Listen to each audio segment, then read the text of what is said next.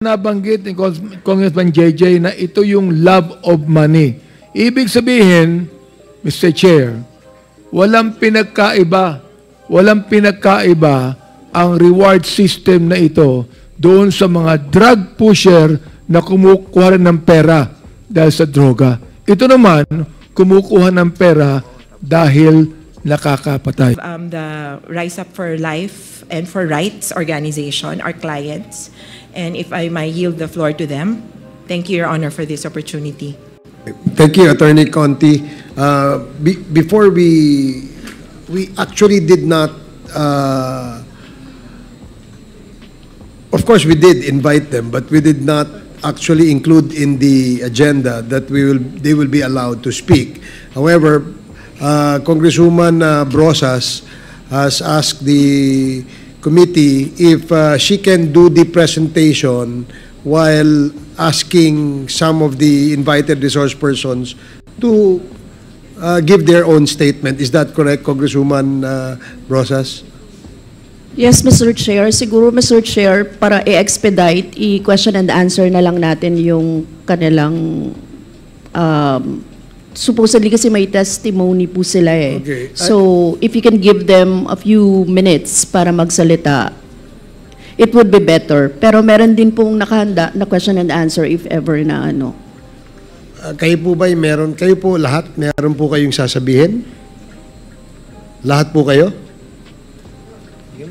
Sige po, pero pwede po bang iksiyan natin? Baka abutin tayo hanggang bukas kapag hinabaan natin.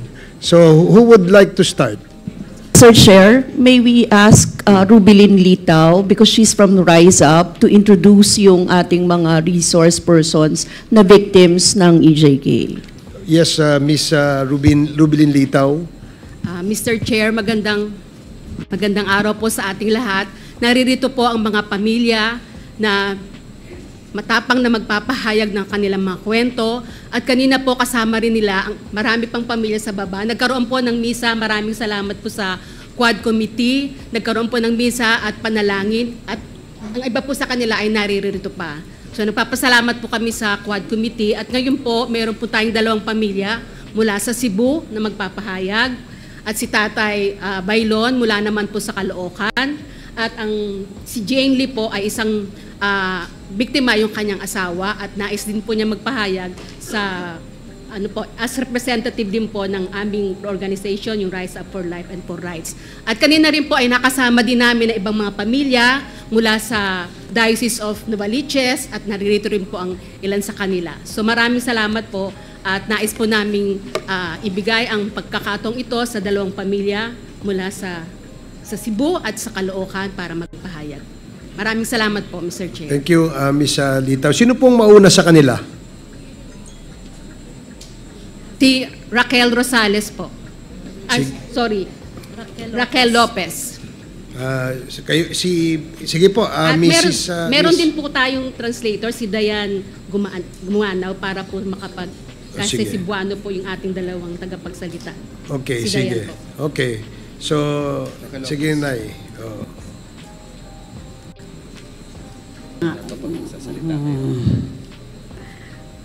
May hapon yung tanan. Murag to akong idagdag.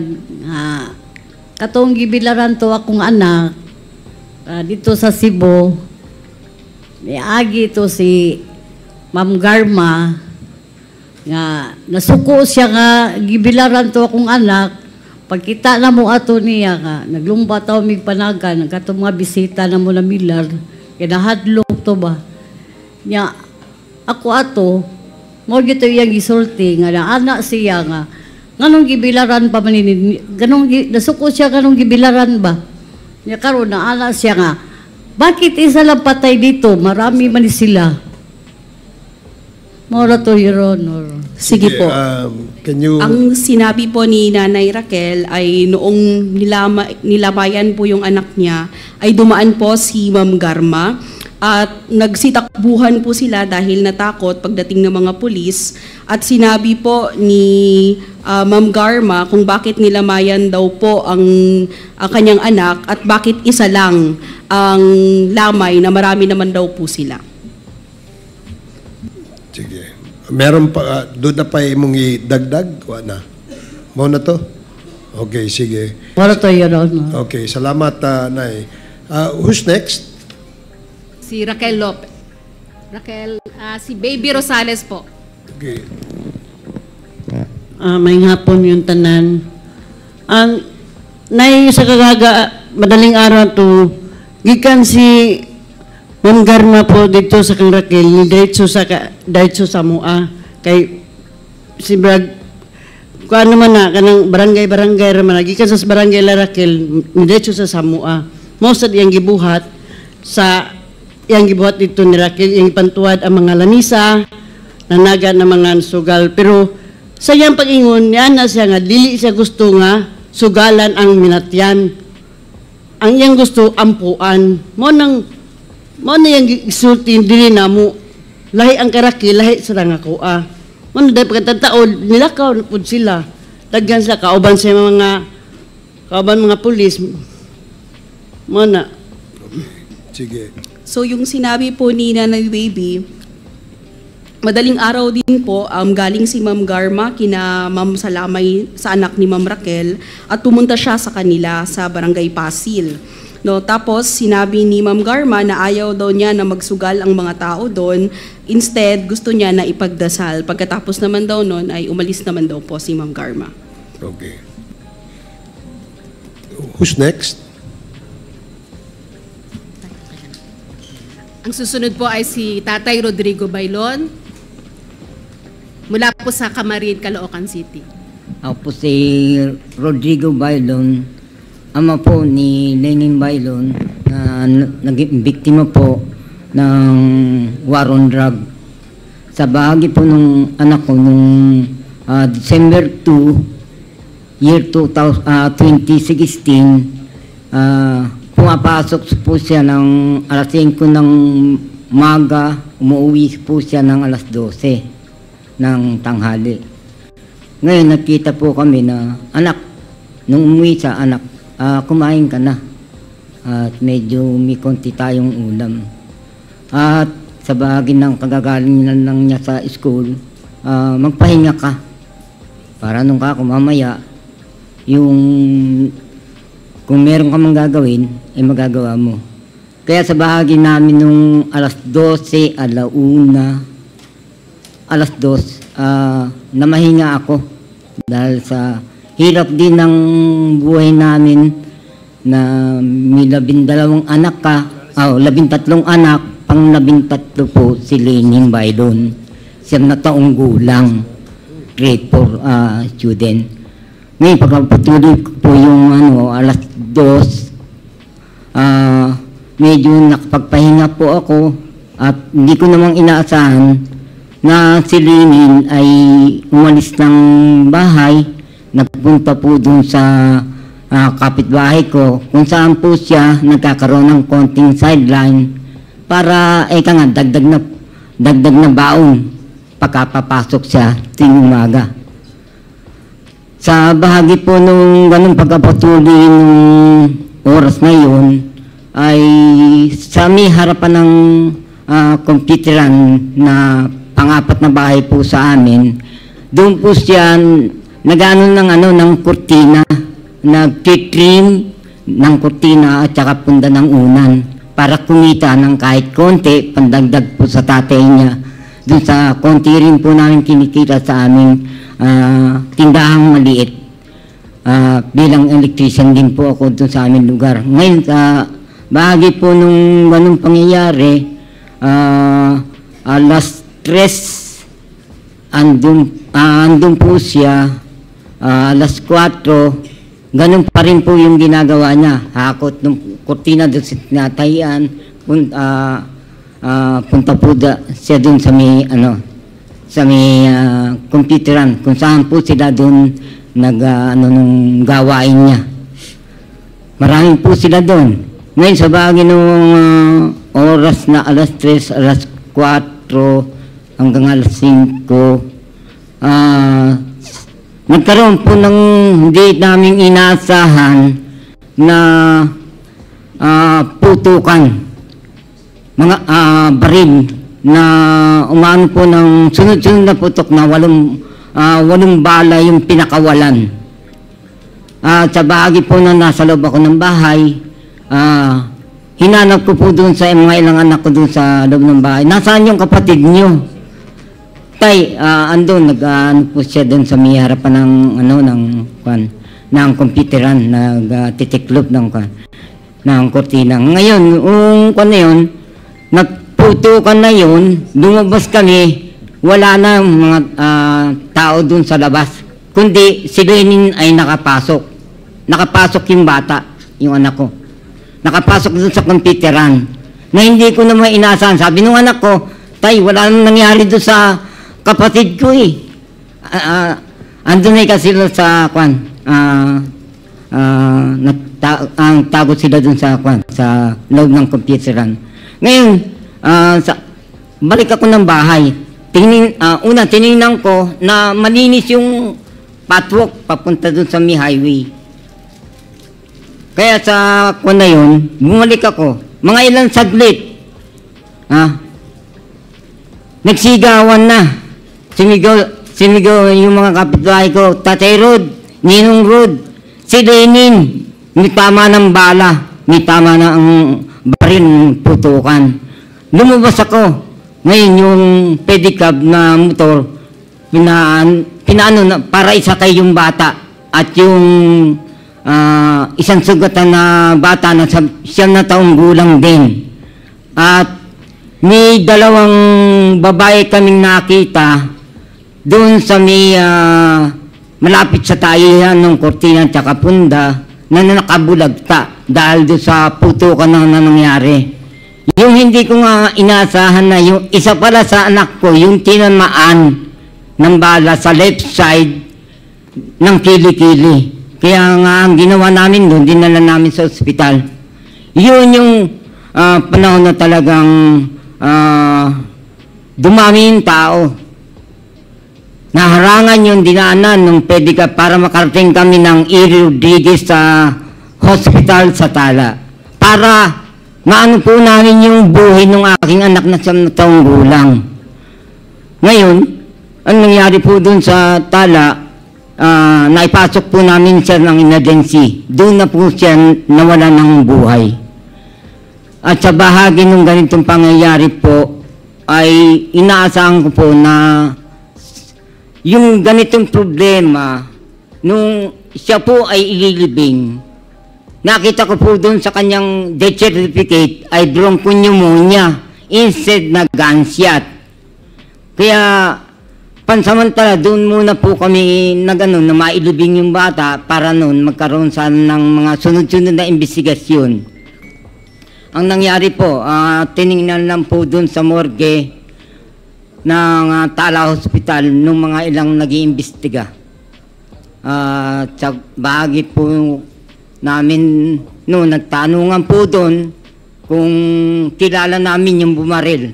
Ang pagkakalam po ng mga nakakita doon ay mga riding in tandem na meron po silang hinabol papunta po ron sa kung saan po nakalugar yung mga nagtitiklop at nagtitrim po nung punda ng unan na kung saan andun yung anak ko na tinamaan ng bala. Ganyan po yung nangyari noong December 2, 2016 sa ganap na alas 4 ng hapon hanggang alas 5 ng hapon. Isang pangyayari po na hanggang ngayon ay humahanap po kami ng isang pagkakataon sana na yung justisya ay dapat magkaroon. Sa bahagi po nung ilang namin, nagdala din po kami ng isang complaint dito sa CHR noong nakaraang November 9, year 2022. Dinala po namin dito yung kung paano yung damay ng aking anak dito sa war on drug ng Pangulong Duterte. Na hanggang ngayon, ang isang masakit doon, inuulit ko, nakalagay doon sa kanang puninarya, yung sa death certificate ay bronchopneumonia. Kaya isa sa pangyayari din po, mula dun sa kanyang pagkakadamay sa kanyang war on drug, naging problema din po namin kung ano yung totoong pangyayari dun sa pagkamatay ng aking anak. Hanggang ngayon, humingi po kami ng hustisya sa ganitong pangyayari na naganap dito sa ganitong isang parang polisiya ng war on drug. Yun lamang po. Okay.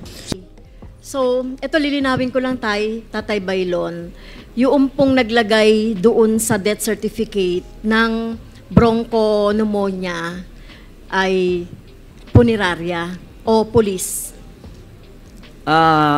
Isang doktor po ng punerarya na nilalapitan nila. Okay, so ang in-advise po ay, so hindi po police ang nag-andon. Alaman po ng pulis yung mangyayari eh. Hindi na po ako masyadong inanod gawa ng nasa panahon po na lito po yung aking ano. Okay. So, Mr. Chair, no, ito yung kaso na baka mas marami pang ganito na bata, 9-year-old, no, na kumbaga collateral damage, na biktima siya ng riding in tandem na hindi naman siya yung target pero nadamay. So, may ganito pong pangyayari na kung saan binabago po yung death certificate, yung cause nung pagkamatay. So, baka po mas marami pa yung mga nangyayaring ganito na sana ay malaman din natin. Alam niyo po, Mr. Chair, dito sa pag-iimbestiga natin sa Quadcom, dumadami na po yung mga pamilya, mga biktima ng extrajudicial killings. Kanina nga po yung video kanina na pinakita, galing po yon sa mga biktima na nagmisa kanina na pinangunahan po ng mga pari. So kung makikita po natin yung mga ganitong mga pangyayari po, Mr. Chair, talagang nakakalungkot po. At dito nakikita natin, Mr. Chair, sa lahat ng mga pangyayaring ito, kahit doon sa pinakita ng mga video, talagang ang dapat talagang tignan dito ay yung sino ba yung may polisiya, sino ba yung mga nag-utos ng mga ganito, whether it is police or vigilante killings or whatever. So kung walang policing ganyan na tokhang, no, itong war on drugs, ay hindi po mangyayari ito. Question po kay Attorney Nery po. So ano po yung pwede kayang dito po sa nangyari ito, no? Nakita na natin yung involvement or possible na involvement po noong ni President Duterte. So after all these extrajudicial killings, ano po yung ikakaso sa kanya doon sa korte po? Thank you, Mr. Chair. Ang tanong, ano ang posibleng criminal liability ni President Duterte? Kasi individual cases ito ng pagpatay. Paano mo siya tatahiin? Former President Duterte is criminally liable for crime against humanity. Crime against humanity has two main elements. The first is widespread or systematic attack against civilians.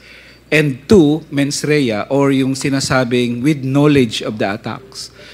Yung unang data ay widespread or systematic attack. Yung attacks against civilians, Mr. Chair, klaro na yan Maraming witnesses na civilian, bata, na pinapatay, etc. Ang focus ay widespread because only President Duterte can generate or instigate the widespreadness.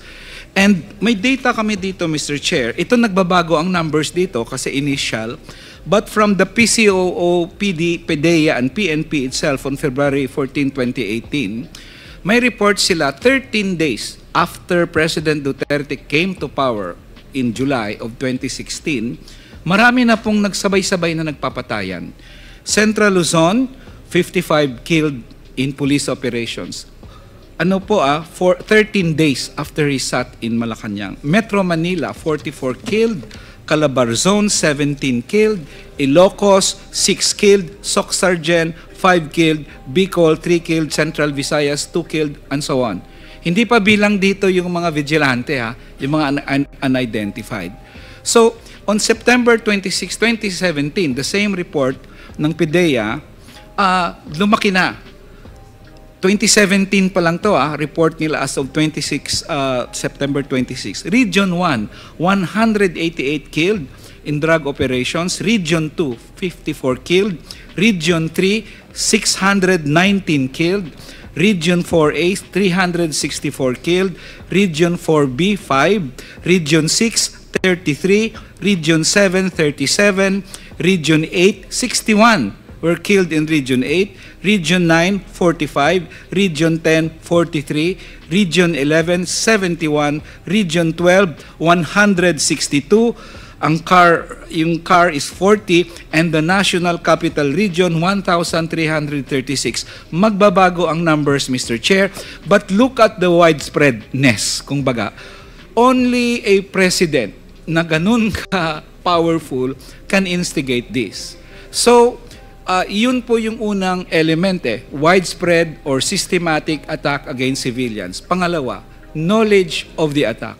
Yes, the element of knowledge of the attacks, pwede talagang maging culpable si President Duterte doon because one, he issued public orders to kill drug suspects, even their lawyers, even those human rights defenders na nagrereklamo lang sa drug EJK killings. Meron siyang public statements which say, nagko-commit siya, i-absolve ko kayo, i-amnesty ko kayo, walang mangyayari sa inyo. And these public statements, different from the order, is showing not just toleration, but encouragement of the EJK.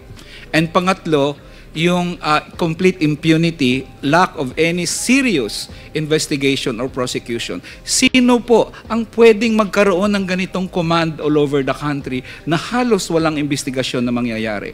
Who can order a funeraria kung wala itong PNP?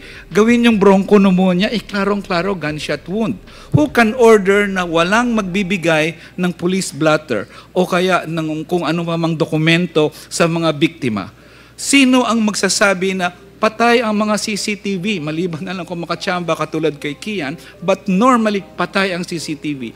All this, Mr. Chair, only shows na not only was there a widespread or systematic attack against civilians, but that President Duterte himself had knowledge of the attack, ordered it, tolerated and encouraged it, and made sure na may whitewash na 7 years later, ngayon lang talaga nagkaroon ng ganitong investigasyon. So for all these elements, Mr. Chair, President Duterte is really, for me, a criminally liable for crime against humanity, Mr. Chair. Salamat po. Kindly wrap up, Yes, Congresswoman. thank you, Mr. Chair. Aside from international law, no, yung crime against humanity, meron po siyang liability rin sa ating mga laws of the land. Yes, Mr. Chair. There are laws here na pwede siyang maging liable. I'm not just talking of the murder and homicide. The law here, of course, is Republic Act 9851. Na may crime against humanity, and of course many in fact mayroong ang batas na yan has command responsibility, so many generals. There are two elements in that crime. Just the culpability, Mr. Chair, hindi ako nagsasabing other than that, no. Command responsibility, if the colonel or if the general or the commanding officer or the president, commander-in-chief, has knowledge knows about the crimes committed by the subordinates and did not do anything to stop it, may liability under command responsibility laws. Treated siya as principal of the crime. So kung anong penalty nung gumawa, ganun din sa commanding officer. But more importantly, the second part of the law says that kahit hindi niya alam, but nung nalaman niya na he failed to investigate the crimes committed by his or her subordinates, then that is equivalent to command responsibility, which means reclusion perpetua po yon sa mga commanding officers who are found guilty of command responsibility. Mr. Chair, thank you. Thank you, Mr. Chair. No, that summarizes no yung mga pwedeng maikaso no doon sa mga perpetrator nitong war on drugs or EJK. Thank you, Mr. Chair. Okay, thank you. Before we recognize the next interpellator, may tanong lang ako. Sinong pwedeng magbigay ng statistics kung ilan dun sa namatay yung sinasabing ng laban? Do we have any statistics? Yung sinabing namatay kasi ng laban, iba naman kasi yung binaril lang ng riding in tandem na hindi naman siguro ng laban yun. So meron ba tayong data or statistics kung ilan yung sinabing namatay because ng laban? Attorney Conti. Yes, Mr. Chair. In the presentation earlier, I presented the numbers from the hashtag real numbers.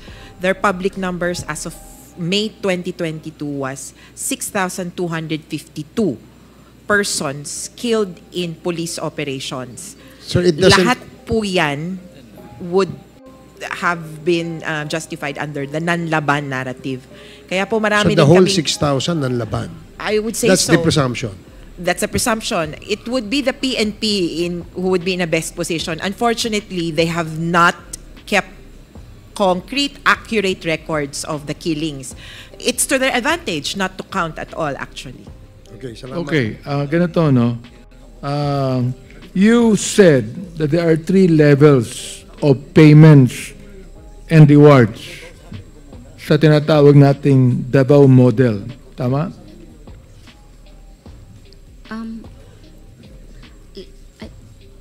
There are levels like 3 levels of payments and rewards. I cannot. Kanina nabanggit mo yun eh. There are 4? 4 levels. Oo. There are 4 levels na nabanggit mo, hindi ba? Yes po. I think Okay.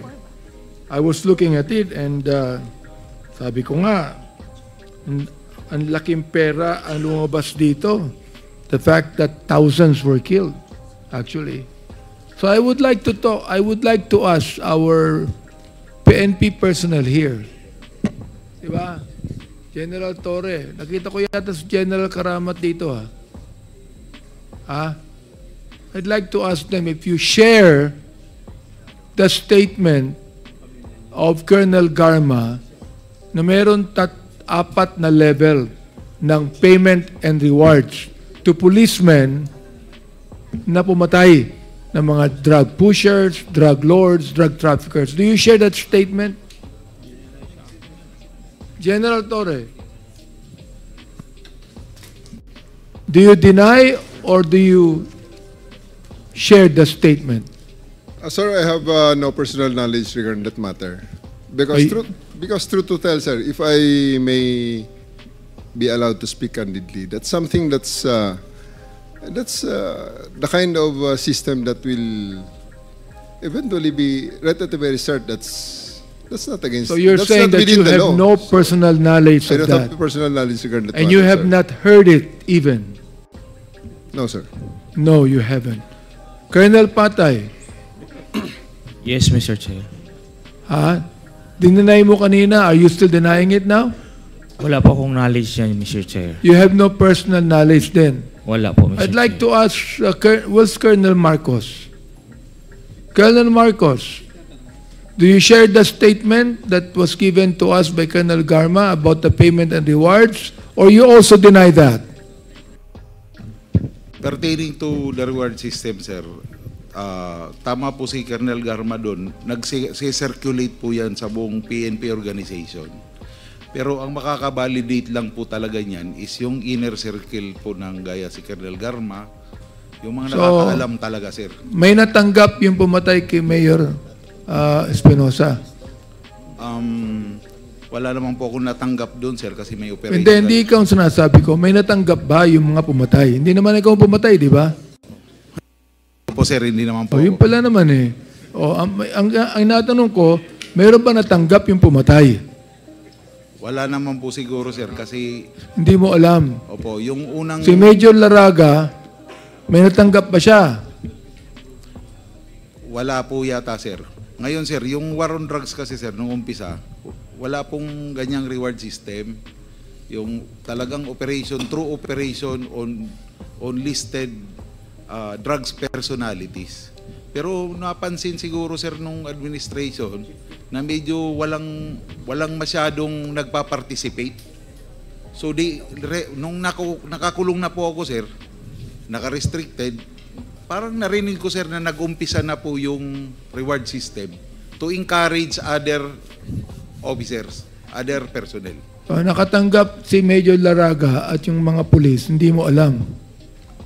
Hindi po kasi Luca, I mean, nakakapagtaka na papatay nila sa loob ng selda si Mayor Espinosa Nakakapagtaka kahit sino.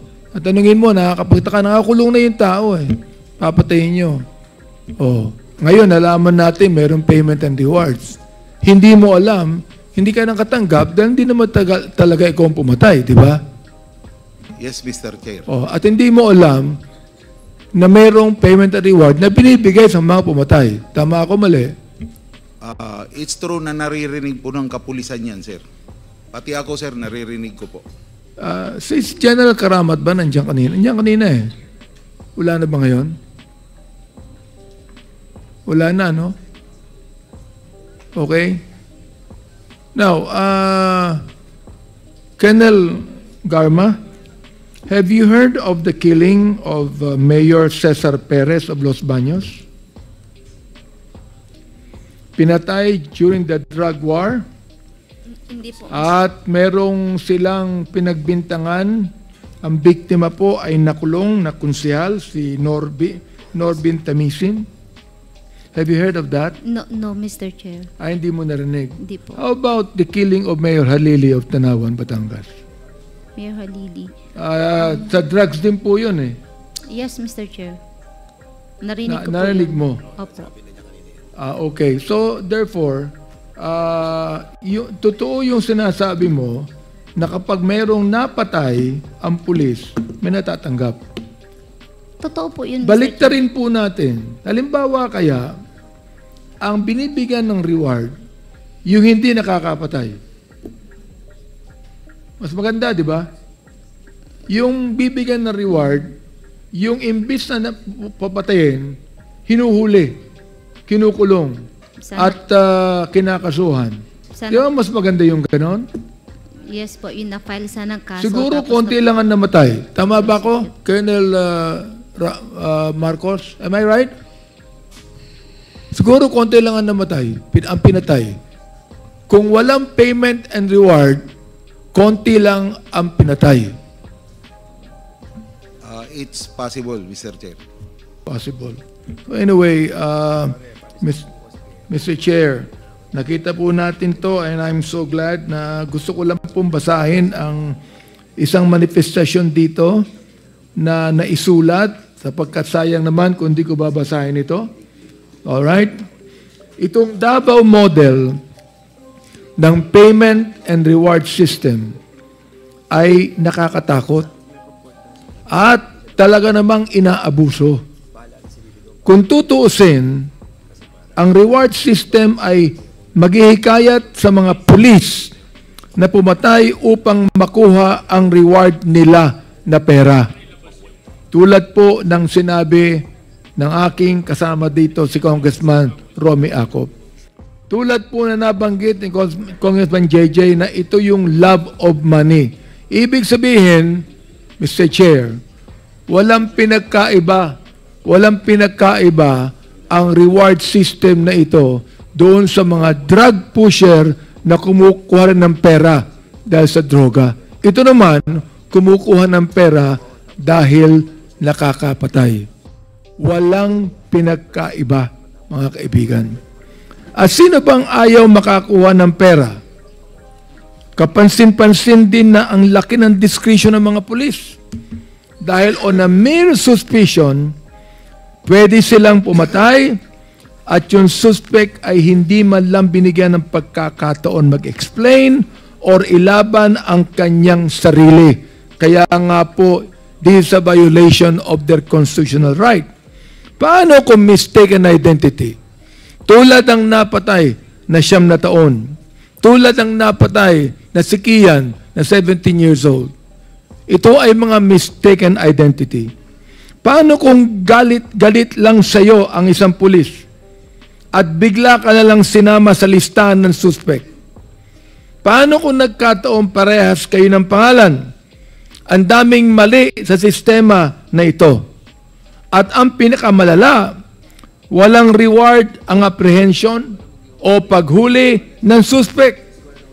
Kung gusto mo ng pera, patayin mo ang suspect.